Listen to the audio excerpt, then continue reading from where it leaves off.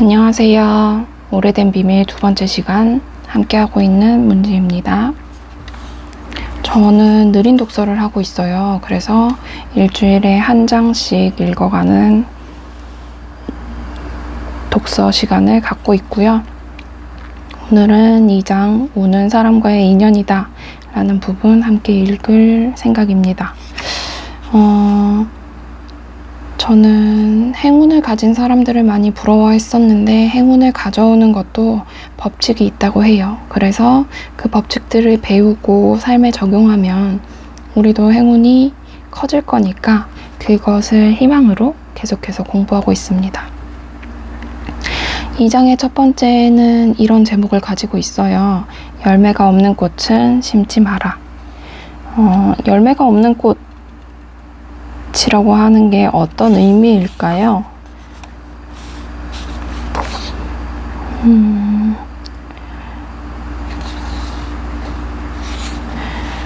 세상에 많은 꽃들이 피어나고 지기를 반복하고 있어요. 그런데 전 이 부분 되게 와닿았어요. 길가에 피어난 작은 들꽃이 부끄러워 고개를 숙이고 있던가요? 그렇지는 않지요.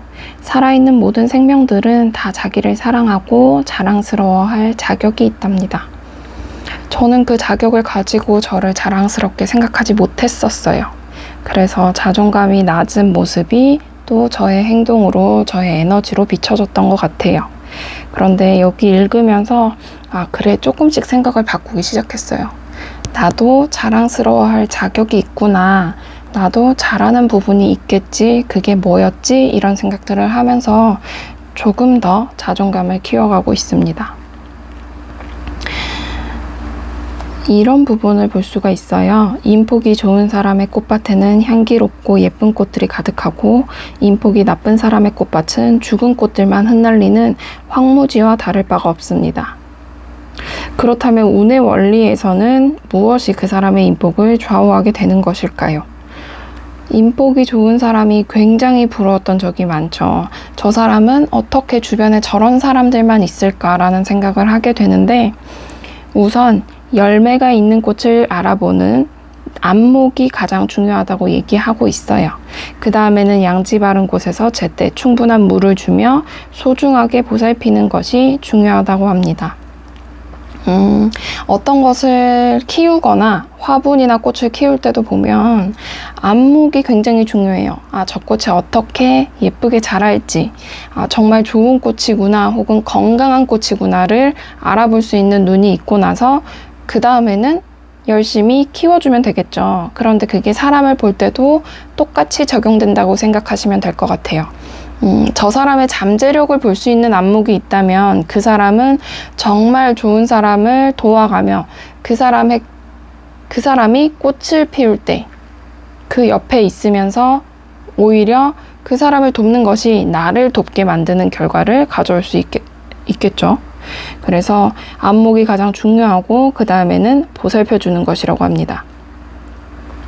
열매가 있는 꽃이라고 해서 꼭 금전적인 대가나 보상을 의미하는 것은 아닙니다. 사람과 사람 사이에 주고받는 에너지는 물질적인 것보다는 정신적인 것이 훨씬 더 강하지요. 이 정신적인 무형의 에너지가 인간관계에서 꽃을 피우고 열매를 맺게 한답니다. 율곡이인은 군자는 의로움을 근본으로 삼고 소인은 이로움을 근본으로 삼는다고 말했습니다. 이 말은 바로 눈앞의 금전적인 이익을 우선하는 인간관계를 경계하라는 뜻으로 받아들이면 되겠습니다. 라고 합니다.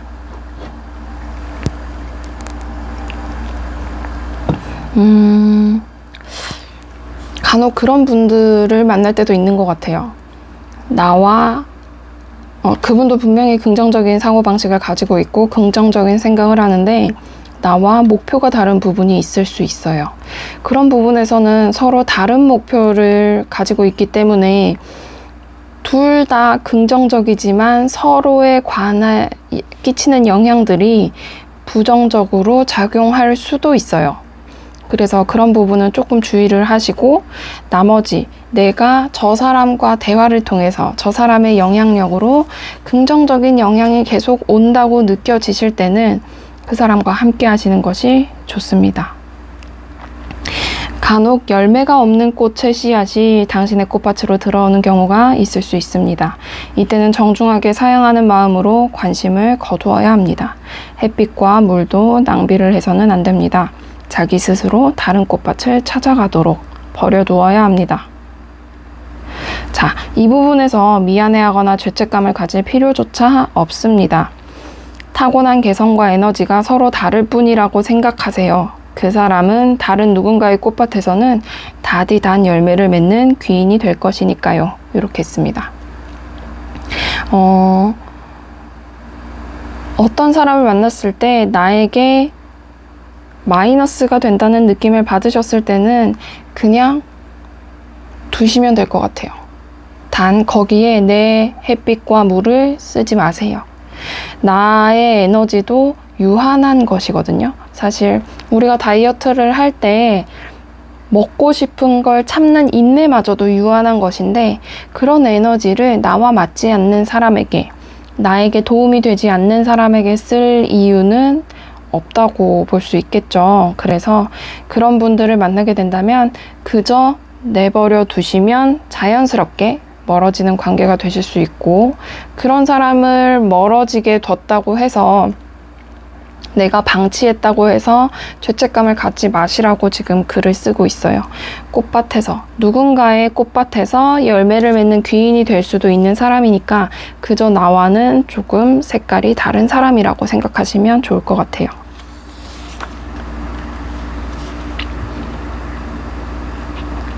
그런 분들을 보내고 나면 누군가 자리를 비우면 늘 새로운 인연이 찾아온다고 얘기합니다. 그 사람이 열매를 맺는 꽃인지 아닌지를 면밀히 살피는 게 당신이 해야 할 일입니다. 그리고 남은 시간은 그저 비옥한 토양을 만드는 일에만 힘을 기울여야 합니다.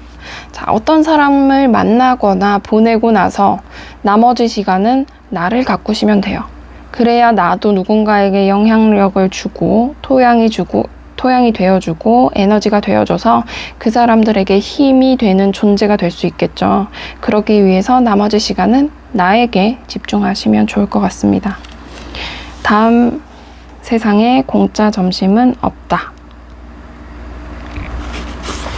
이 부분에서는 어떤 얘기를 하고 있나 볼게요.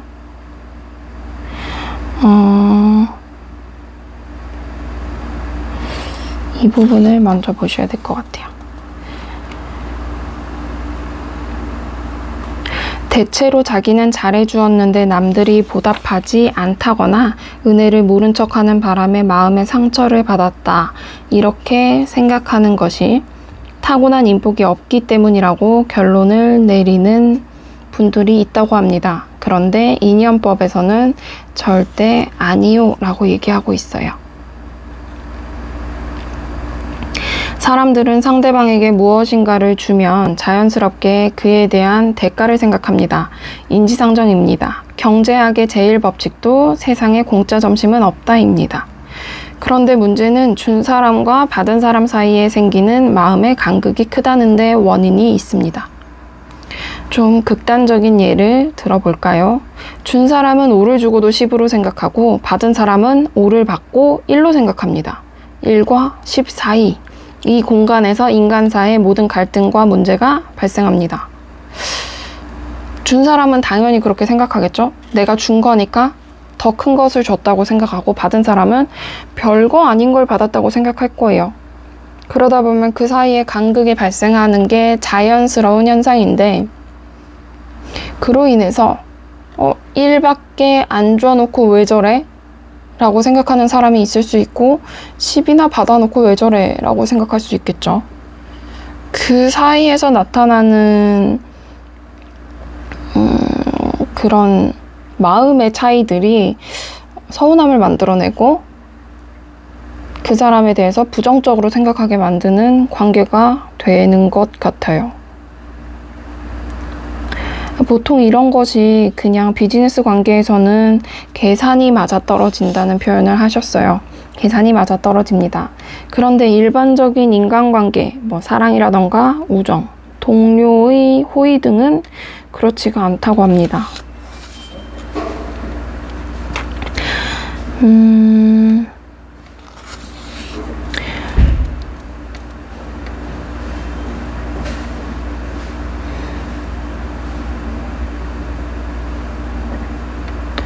저는 사랑에 대해서도 그런 마음을 되게 많이 들어봤었거든요.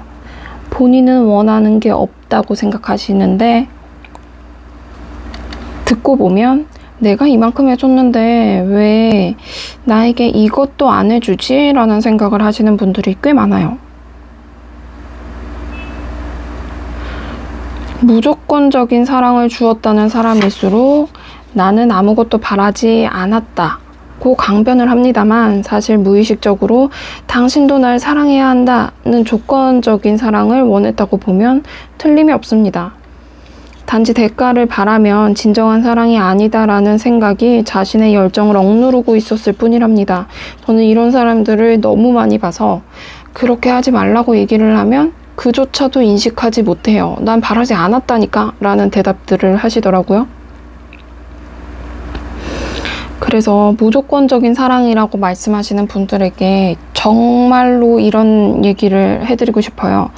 그래서 본인이 포기한 것을 아쉬워하지 않는지, 혹시 포기한 게 아쉬워지기 시작하신다면 그냥 포기하지 마시라고, 그리고 내가 할 수 있는 만큼만 하시라고 말씀드리고 싶어요. 여기 보시면 대가가 돌아올 것을 기대하지 말고 줄 수 있다는 기쁨을 마음껏 누리시라고 이렇게 써 있어요. 그리고 이런 마음가짐이 상대의 마음을 움직이게 되고 결국 두 사람 사이 관계에 좋은 운을 불러온다고 얘기하고 있어요. 근데 저도 받아보면 저도 굉장히 많이 그런 호의를 받아봤는데 받아보면 제가 봐도 힘들 것 같은 상황에서도 호의를 베풀어 주시는 분들, 무리한 호의를 베풀어 주시는 분들은 서운한 표현을 나중에 하시는 경우가 종종 있어요. 그래서 그렇게 하시기보다는 내가 할 수 있는 만큼의 호의를, 마음이 움직이는 만큼의 호의를 베풀어 주시고 바라지 않으실 때 오히려 받은 사람들은 감동하게 되거든요. 그래서 저도 노력하는 부분이 그 부분이에요. 내가 호의를 베풀 때는 잊어버릴 만한 호의.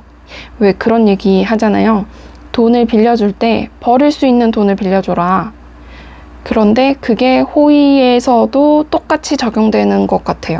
그래서 내가 잊어버릴 만한 호의를 베풀었을 때 그 사람이 감사 표현을 해오면 너무 생각지 못한 감사 표현에 오히려 행복해지는 거죠. 그런 관계가 계속됐을 때 서로에게 인연 혹은 귀인이라고 할 수 있지 않을까 싶어요. 다음은 운은 사람과의 인연이다 부분이에요. 운이 좋고 싶으면 사람과의 인연이 좋아야 된다는 뜻이겠죠. 인연법에도 파랑새의 교훈은 늘 살아있다고 얘기하고 있습니다.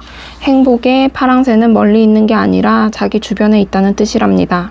그동안 참으로 만나기 힘든 좋은 인연이 바로 옆에 있는데 알아보지 못한 채 행운의 기회를 발로 차버리는 경우를 부지기수로 보았습니다. 이 같은 실수를 방지하기 위해서라도 사람 보는 눈을 키우려는 노력이 필요하답니다.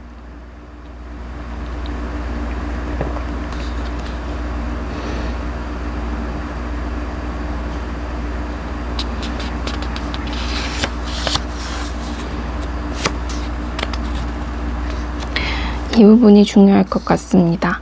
사람 보는 눈을 키우고 그에게 베풀 수 있는 무언가를 준비해야 합니다. 그러면서 때를 기다려야지요. 인연법에서 가장 중요한 것은 서두르지 않는 지혜입니다. 그리고 사람을 만나면 자신의 내면을 들여다보아야 합니다. 내 안에 어떤 나가 그 사람과 좋은 인연을 맺을 수 있는지 살피는 게 중요하니까요. 무릇 세상살이라는 게 사람과의 인연이 전부입니다. 예전에 이런 내용을 얘기했던 것 같아요. 오고 가는 것이 있어야 되는데 먼저 줄 수 있는 게 있어야 된다. 그리고 내면을 들여다봐서 내 안에 어린아이가 화가 나 있다면 빨리 화해하고 다독여 주어라.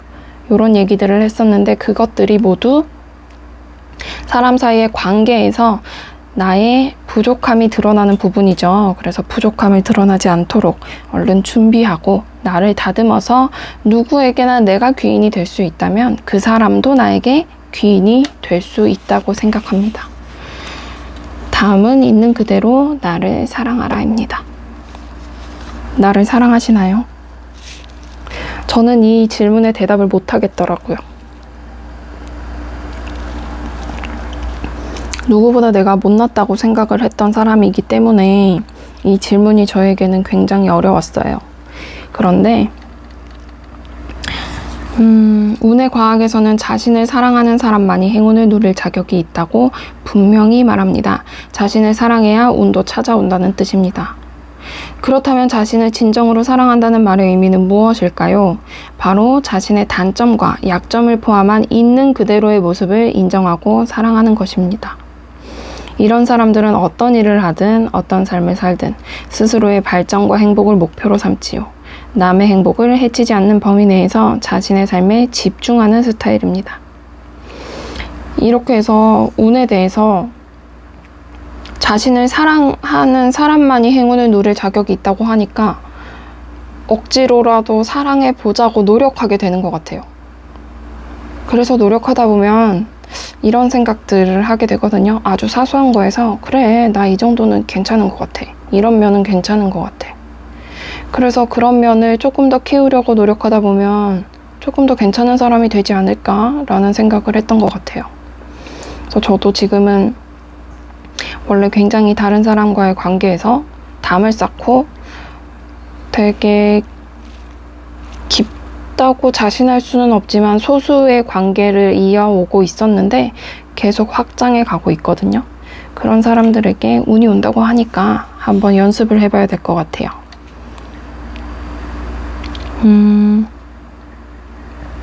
이처럼 남과 끊임없이 비교하며 살아가는 것은 진정으로 자신을 사랑하는 태도가 아닙니다. 남보다 잘나서 행복하고 남보다 못나서 불행하다는 사람들은 남의 거울에 비친 자신의 허상에 매달리는 것에 지나지 않습니다. 행운의 여신이 실체가 없는 허상에 미소를 지을 리는 만무하지요. 그럼 있는 그대로의 자신을 사랑하려면 어떻게 해야 할까요? 첫째, 먼저 스스로 완벽한 사람이 아니라는 걸 인정해야 합니다. 완벽한 사람이 어디 있겠어요? 다 부족하지. 그죠? 둘째, 단점을 인정하고 부끄러워하지 않아야 합니다. 이 부분이 굉장히 힘든 것 같아요, 저는. 단점을 인정하는 것도 어려운데 부끄러워하지 않을 수 있나라는 생각을 했었어요. 셋째, 남과 나를 비교하지 말아야 합니다. 우리 사회 자체가 굉장히 비교에 익숙한 사회이기 때문에 이것도 어려워요. 넷째, 남의 단점에 대한 지적과 비난을 거두어야 합니다. 다섯째, 부족함에도 불구하고 나는 행운이 따를 자격이 있다고 믿어야 합니다. 그래서 다 지금 보면 비교를 하지 않아야 하고 부끄러워하지 않아야 되는데 우리 사회는 어릴 때부터 시험을 보고 비교하고 쟤보다 내가 점수가 낮네, 나는 못하는구나를 계속해서 배우다 보니까 그런 것이 쉽지 않더라고요. 그래서 자녀가 있는 분들이라면 자녀들에게 그런 생각을 빨리 없애주는 것도 굉장히 좋은 방법인 것 같아요. 그리고 저도 이 5가지를 굉장히 열심히 연습하고 있는데 매번 제가 해왔던 생각의 습관이 나와요. 근데 그것을 할 때마다 빨리 인식을 해서 되돌리려고 노력을 하고 있습니다. 그러다 보면 행운이 조금 더 높아지겠죠? 우리는 모두 약점과 단점이 많은 사람입니다. 그래서 혹시 불이익을 받거나 사랑을 받지 못할 수도 있다는 불안한 감정이 생길 수도 있습니다. 이런 두려움과 불안감이 자신에 대한 부정적인 이미지를 만들어내는 원인입니다. 이 부분은 더해빙에서도 불안감에 대해서 굉장히 깊게 다루었잖아요. 그래서 그 부분을 얼른 해소하시는 게 좋을 것 같아요. 불안한 마음이 불운과 친구인 것 같더라고요. 그래서 빨리 불안함은 없애시고 나를 믿어가지고 굳세게 나를 믿으면 불안한 마음은 없잖아요. 없어지는데 그럴 때 행운이 더 가까이 온다고 생각하시면 좋을 것 같아요. 자신을 있는 그대로 사랑할 줄 아는 사람은 남의 사랑을 받기 위해 약점을 감추거나 비굴해지는 법이 없습니다. 이미 스스로 충분히 자신을 사랑하고 있으니까요. 당신은 분명 귀한 사람이며 이미 행운을 불러오기 위해 필요한 것들을 모두 갖추고 있습니다. 완벽하지 않을지도 모르지만 온 우주의 에너지와 소통하는 완전한 존재랍니다. 당신의 장점과 단점도 당신 다움을 만들어내는데 꼭 필요한 요소입니다. 이제 있는 그대로 당신을 인정하고 사랑하고 응원하세요. 남도 당신이 스스로 사랑하는 만큼만 당신을 사랑할 테니까요. 행운은 있는 그대로 사랑하는 당신을 위해 많은 준비를 해놓고 기다리고 있습니다. 저는 이 부분 되게 주변의 지인들에게 읽어주고 싶은 부분이었어요. 너는 귀한 사람이고 이미 많은 것들을 갖추고 있어. 완벽하지 않을 수 있지만 완전한 존재야. 그리고 저에게도 많이 얘기해주고 있어요. 괜찮다고. 근데 이런 게 되게 오글거리잖아요. 그래서 저도 잘 못하는데 그냥 그래 괜찮아 그럴 수도 있지 사람이 어떻게 다 잘하겠어 라는 생각을 하면서 그래도 노력할 부분은 노력하려고 하니까 거기에서 발전하면 돼 라는 생각을 하고 있거든요. 그러다 보면 점차 나를 사랑하게 되고 나를 사랑하지 못하는 사람이 남을 사랑하면 그건 그 사람을 힘들게 하는 요소가 될 수 있더라고요. 그래서 빨리 나를 사랑하는 일부터 내가 혼자 나와 함께 사는 일부터 잘 하시면 그 다음은 걱정이 없으실 것 같아요. 궁합이 좋은 사람을 만나는 법. 궁합 많이 보시나요? 저는 예전에 많이 봤었는데 궁합이 중요하기는 하죠.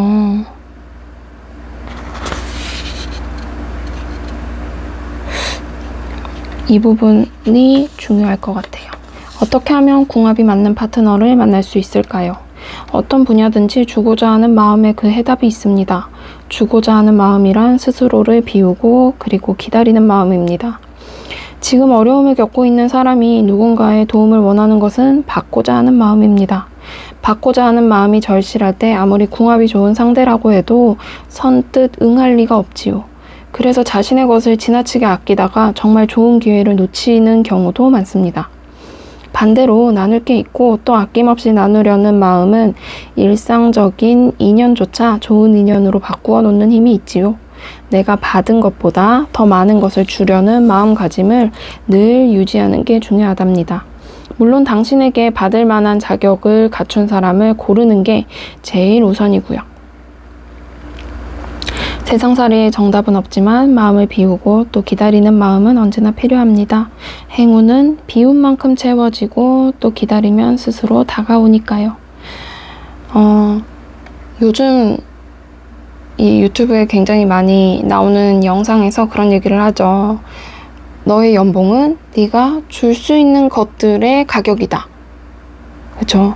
그래서 어느 정도 성공한 사람들은 소비자에게서 돈을 어떻게 받지를 생각하지만 다른 정말 세계 탑 클래스에 있는 사람들은 내가 어떤 걸 해줄 수 있지, 어떤 서비스를 제공할 수 있지에 집중해서 그 서비스만큼 돈을 받는다고 생각하는 분들이 많다고 하는 영상들이 굉장히 많아지더라고요. 그게 여기에서도 일맥상통하는 얘기인 것 같아요. 주고자 하는 마음으로 누군가를 대할 때 그 마음이 전달되는 거죠. 그리고 그 마음이 전달됐을 때 그냥 인연이 좋은 인연이 될 수 있는 거라고 생각해요. 그래서 일단 내 마음을 풍족하게 가꾸시는 게 중요할 것 같습니다. 악연을 현명하게 다스리기. 누구에게나 악연이 있죠. 일찍이 공자는 자신보다 못한 자를 벗으로 삼지 말라고 했습니다. 여기서 못한 자라 함은 인의와 신의 등 기본적인 인성을 갖추지 못한 사람을 뜻합니다. 상대방의 사회적 지위나 재산과는 아무 관계가 없습니다. 그리고 명심해야 할 일은 말과 행동이 폭력적인 사람과는 절대로 교유해서는 안 된다는 것입니다. 세상에는 근본이 금수와 같은 사람이 드물게 존재한다고 합니다.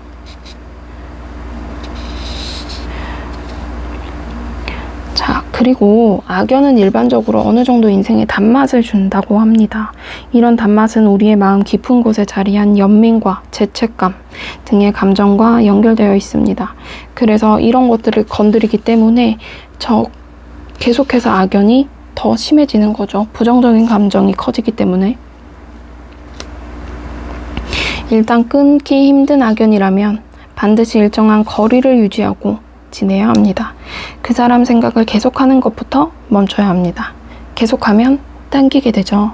그 사람을 계속 생각하면서 힘든 감정을 느끼는 것은 악연의 나쁜 에너지를 계속 공급하는 것과 다를 바가 없답니다. 사람의 에너지는 한정되어 있는데 악연에 쏟아붓는다는 것은 삶의 다른 부분에도 악영향을 미치게 되지요. 라고 했어요. 어디에나 악연은 있죠. 그런데 정말 내가 누군가를 만나고 부정적인 감정들이 계속 드는 걸 느끼실 때는 빨리 정리하시는 게 좋을 것 같아요. 그렇다고 잘라버리면 오히려 그 악연이 더 증폭될 수도 있으니까 그 감정들, 부정의 감정들이 증폭될 수 있으니까 그냥 차분히 거리를 두시는 게 굉장히 중요하다고 생각해요. 저는 사람 간의 거리를 굉장히 중요하게 생각하는데 그 사람 간의 거리가 지켜지지 않을 때 인간관계에 많은 갈등들이 빚어진다고 생각하기 때문이거든요. 그 갈등을 원치 않으시면 내가 할 수 있는 만큼의 거리만 지키시면 괜찮을 것 같아요. 여기 읽어볼게요. 좋은 인연이든 나쁜 인연이든 한 가지 공통점이 있답니다. 상대방을 내가 원하는 모습으로 고치겠다는 생각은 결코 행운을 불러들이지 못합니다. 이런 경우는 대개 상대방의 장점을 과대평가하거나 혹은 상대방의 단점을 과소평가할 때 저지르기 쉬운 잘못이랍니다. 어느 순간 혹은 알게 모르게 가족이나 주변 사람들로 인해 인간관계에 멀미가 날 때가 있습니다. 이럴 때는 상대방은 물론 나 자신을 한번 돌아보는 기회와 시간을 가진 거라고 생각하세요. 혹시 나에게 잘못이 있다면 상대방을 손가락질할 게 아니라 내 마음을 치유하는 게 먼저랍니다. 저 최근에 이런 경우가 있었거든요. 갑자기 이 인간관계에 과부하가 걸린 거예요. 그래서 혼자 있고 싶다라는 생각을 많이 하게 되더라고요. 그런데 그럴 때 얼른 혼자 있는 시간을 가지면서 나를 치유하면 된다고 합니다. 저도 많이 생각하는 시간을 갖고 있어요.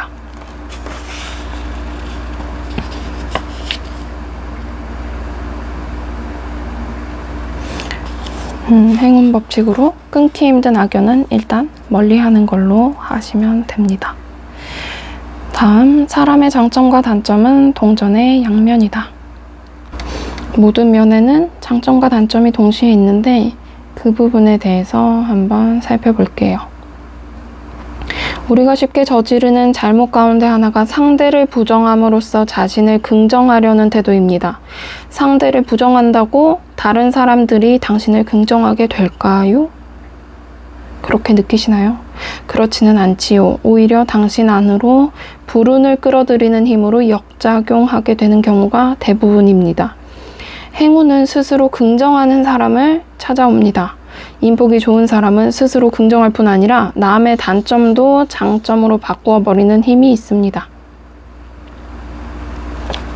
그래서 누군가 사람이 그럴 수도 있지 누구는 실수 안 하고 사나? 라는 얘기를 한다면 그 대신 그 친구 그런 장점이 있잖아 라고 얼른 바꿔주세요. 그러면 그 친구를 칭찬하면서 이 사람에게는 본인이 다르게 보일 겁니다. 책은담에도 이런 말이 나옵니다. 나의 장점을 들어 남의 단점을 찌르지 마라.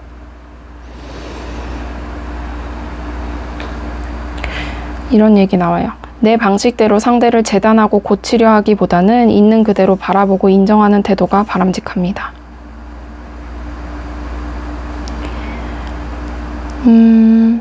운의 과학에서는 장점 하나가 10가지 단점을 덮을 만한 행운을 불러온다는 법칙이 있답니다. 즉, 자신의 시간과 에너지를 장점을 키우는 데 집중하라는 뜻입니다.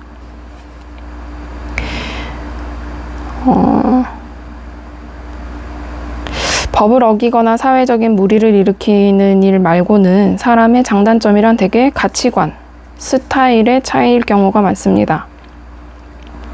그럴 경우 그 사람만의 개성이나 매력으로 인정하고 평가해 주는 것이 좋습니다. 그리고 보다 완벽한 인간이 되기 위해 내면의 욕구를 무시하거나 억누르면 행운도 달아날 뿐이라는 사실도 명심해야 합니다.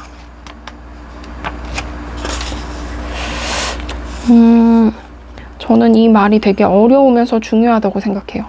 당신에게 장점과 단점은 동전의 양면이니까요. 당신다움을 인정하고 사랑하세요. 저의 단점을 알고 부끄러워하지 않되 집중하지 말고 장점을 키우는 거에 집중해야 합니다.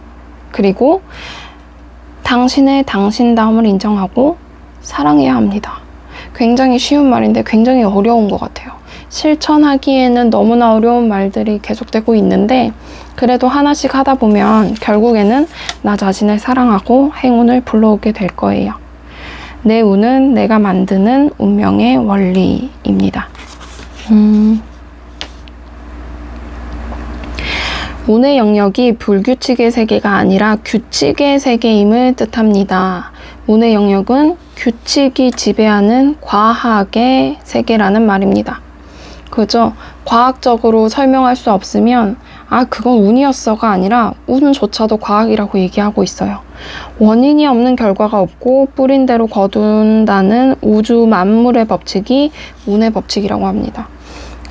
사실 뿌린 대로 거둔다는 만물의 법칙에서 벗어나는 걸 저는 본 적이 없는 것 같아요. 모든 행동의 씨앗이 결과가 돼서 돌아오니까 그거는 항상 생각하고 계시면 좋을 것 같아요. 그리고 어떤 생각과 판단을 하느냐에 따라 행운과 불운의 갈림길에 서게 되는데 운이 좋은 사람은 자신을 돌아보고 운이 나쁜 사람은 남을 돌아본다고 합니다. 여기에서 가장 쉽게 해드리고 싶은 말은 본인의 인생이니까, 그죠? 저도 저에게 항상 얘기하거든요. 나나 잘하면 되겠다. 다른 사람들의 판단과 생각은 제가 어떻게 할 수 없으니까 저만, 내가 할 수 있는 일만 잘하는 거예요. 그리고 내가 바꿀 수 있는 건 나밖에 없으니까 나에 대해서만 생각하는 거죠. 그래서 운이 좋은 사람이 되도록 더 빨리 나를 돌아보고 나를 고치고 바꾸고 생각하시면 좋을 것 같아요. 운이 좋은 사람은 자신에게서 불운의 원인을 찾습니다. 잘못된 결정, 자본 부족, 인사 문제 등 여러 문제를 두루 살펴봅니다. 개인마다 불운을 불러들이는 패턴이 정형화되어 있기 때문에 자신의 문제를 반드시 찾아내지요. 이 패턴을 찾으면 피할 수 있다고 합니다. 그리고 자신의 내면을 돌아봅니다. 불행을 부르는 감정의 상태를 점검하는 것입니다. 불운이 왔을 때 불안, 의심, 두려움, 피해의식, 죄의식 등 부정적인 기운이 감정을 지배할 때가 대부분입니다. 그러니까 이런 감정이 오시면 또 조심하시면 돼요. 이런 감정 상태는 대부분 무의식에서 비롯된 것이기 때문에 일반인의 관찰자의 시선으로 자신의 내면을 들여다본다는 것은 어려운 일입니다. 그럼에도 불구하고 무의식에 주목해야 하는 이유는 미래의 불운을 예방하고 행운을 불러들이는 가치 있는 작업이기 때문입니다. 스스로 운이 없다고 느껴지는 시기가 왔다면 나를 돌아보고 성찰하는 기회로 삼아야 합니다. 불운을 부르는 내 안의 나를 인정하고 이해하고 그리고 사랑하는 마음으로 멀리 보내야 합니다. 그래야 운이 좋은 시기에 크게 성장하고 또 자신감을 가지고 행운을 반갑게 맞이할 수 있으니까요. 이렇게 했어요. 무의식이 또 나왔는데요. 우리가 의식적으로 하는 일은 실제 생활에서 몇 프로가 안 돼요. 그죠? 그리고 무의식적으로 하는 일이 거의 대부분인데 그 무의식을 컨트롤할 수 있다면 인생이 바뀌는 건 너무나 당연한 일이겠죠. 그래서 빨리 그 무의식을 생각해 보시기 바랍니다. 무의식이 어떻게 보면 쉽게는 습관이라고 생각하실 수 있어요. 그래서 이런 일을 겪었을 때 내가 어떤 습관을 보이고 있지? 내 행동 패턴이나 생각 패턴이 어떻게 되지를 파악하시면 많은 도움이 되실 거라고 생각합니다.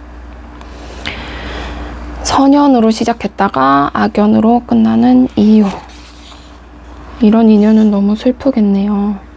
자, 이런 악연의 함정에 쉽게 빠지는 이유가 바로 상대방에 대한 과도한 기대 때문이라고 합니다. 먼저 주거나 베풀기보다는 받기만을 바라는 마음이 자신의 눈을 멀게 한 결과입니다.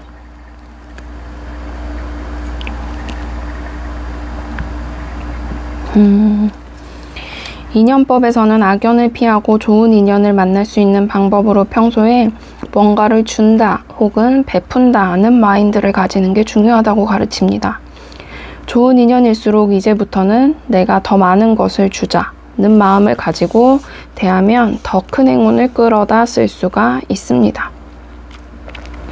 여기에서 행운을 끌어다 쓴다는 표현을 했는데 요거는 사실 정확하게는 내게 아닌 것도 가져다 쓴다는 의미가 될 수 있다고 생각해요. 그래서 이런 태도가 다른 주변의 행운도 끌어오는, 내 행운이 아닌 것도 끌어올 수 있다면 이런 태도는 빨리 가져야 될 태도겠죠? 자, 그렇다면 좋은 인연을 만나는 방법은 없을까요? 어떤 중요한 결정을 내릴 때는 항상 자신의 운이 좋은 시기인지 아닌지를 먼저 살펴보아야 합니다. 아까 불운의 패턴이 있다고 했으니까 행운이 오는 거에도 패턴이 있을 거예요. 그 패턴을 빨리 파악하신다면 더 빠른 판단이 가능하시겠죠?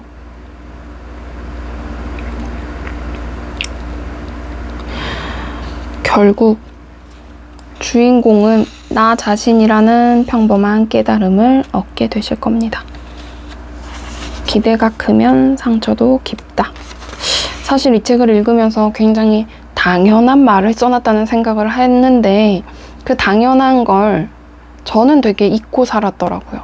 그래서 다시 한번 되새김질하는 좋은 시간이었던 것 같아요. 가족을 비롯한 가까운 관계에서 발생할 수 있는 위기 상황을 방지하려면 어떻게 해야 될까요? 첫째, 기대치를 무한대에서 유한대로 낮추는 것입니다. 둘째, 인간은 완벽하지 않다는 사실을 인정해야 합니다. 셋째, 상대방에 대한 충고는 믿음을 얻은 다음이라도 심사숙고하는 게 좋습니다. 그만큼 충고는 어려운 것 같아요.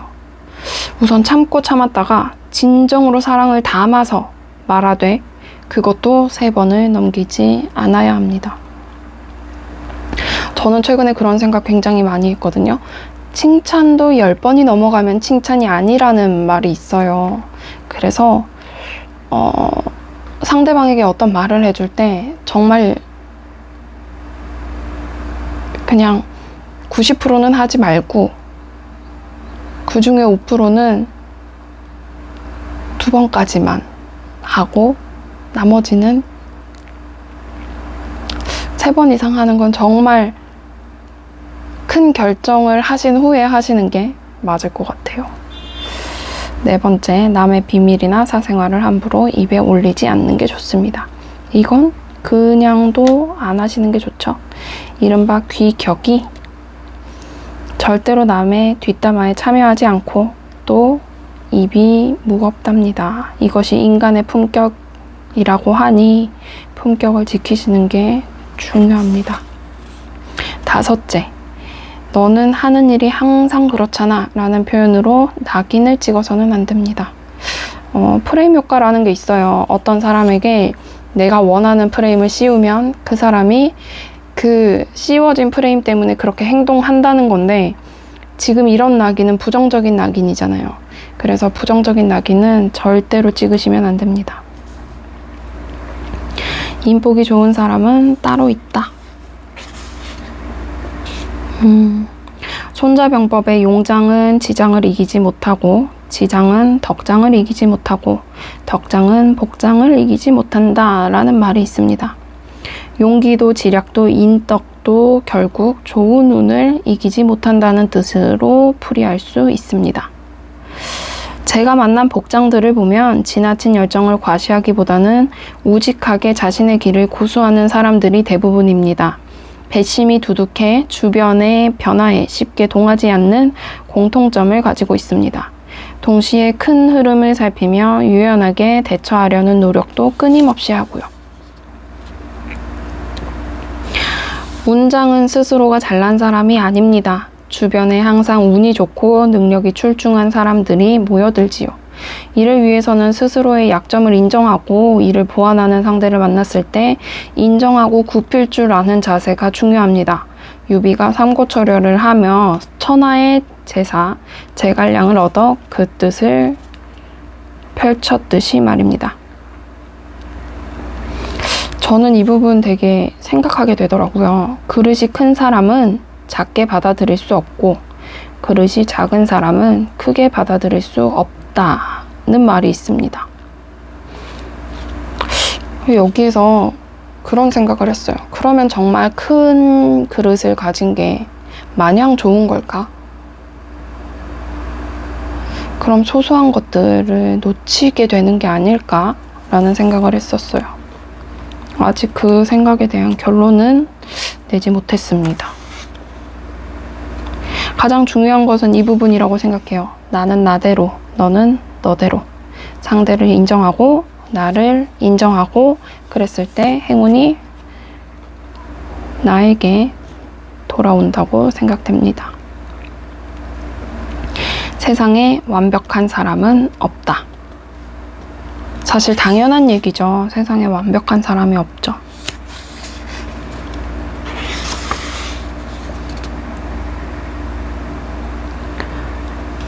여기에서는 일화를 소개해 주셨는데 어떤 분이 이제 신상털기를 당해서 SNS에서 고역을 치르고 있었어요. 그런데 그것을 조금 바꿔서 변화를 꾀하라고 했고 어차피 구설수를 겪고 있기 때문에 좋은 구설을 만들어라 라는 전략을 가지고 변화를 시작했죠. 외모부터 변화하고 메이크업, 스타일, 의상 스타일, 다이어트도 하고 그 다음에 봉사를 하고 이런 것들을 통해서 다시 좋은 소문을 시작되게 만드는 거예요. 과거의 구설이라고 하면 사람들의 입을 타는 나쁜 구설로만 생각을 하는데 요즘의 구설은 유명세로도 생각하실 수가 있어요. 그래서 만약 내가 구설수에 오른다라는 생각이 드시면 지금 이분처럼 이 일화처럼 빨리 좋은 쪽의 유명세를 타시기 바랍니다. 부모복은 만복의 근원이다. 부모님은 사실 원해서 선택하는 게 아니잖아요. 그렇기 때문에 이런 생각들이 꼭 필요하다고 해요. 부모님의 잘잘못을 가리지 않는 태도. 부모님 역시 완벽하지 않은 인간임을 인정하는 태도. 왜냐면 부모님도 사람이기 때문에 우리가 어릴 때야 정말 모든 것을 다 할 수 있는 어른이지만 어느 정도 성장하고 난 후에는 부모님도 같은 사람이니까 실수할 수 있고 부족할 수 있다는 생각을 하셔야 돼요. 그리고 부모님 덕분이다 라는 태도를 가져야 한다고 합니다.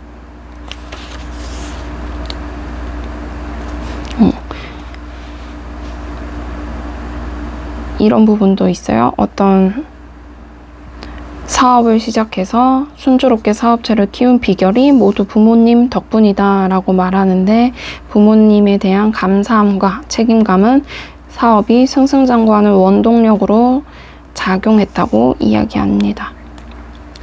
부모님과의 대립으로 겪었던 고통과 상처조차 모두 부모 복으로 받아들인 것입니다.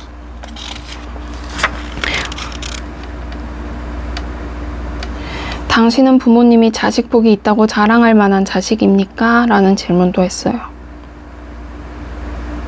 인연법에서는 부모 복과 자식 복을 같은 의미로 해석한다는 사실을 명심하셨으면 좋겠습니다. 내가 부모 복이 없다고 할 때 우리 부모님은 자식 복이 있다고 할까? 라는 생각을 한 번쯤 하게 만드는 챕터입니다. 가족은 운을 나누는 공동체. 사실 가족은 가장 작은 단위로 묶여있고 가장 끈끈한 관계가 가족운이죠. 그래서 공동체라는 말을 했어요. 그리고 그래도 저는 여기에서 부부의 운, 배우자와는 어떤 법칙에 따라 서로 운을 주고받을까요? 라고 하는 부분이 있었는데, 결혼을 주관하는 운은 주로 적이나 라이벌 관계를 이루지요. 그래서 당신과 반대의 기질을 가진 상대를 만나서 서로 조화와 균형을 이루어 나가는 관계가 가장 바람직하다고 합니다. 가정도 사업이라고 생각하고 동업자 관계가 중요하다고 합니다.